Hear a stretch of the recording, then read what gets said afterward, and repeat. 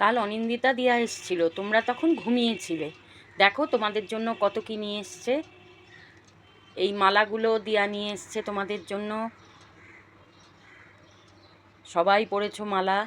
গোপী সোনা, তোমার মালাটাও অনিন্দিতা দিয়া দিয়েছে, তোমরা ঘুমিয়েছিলে বলে দেখতে পাওনি। আর দেখো গিফটও নিয়ে এসছে, চকলেটস আছে।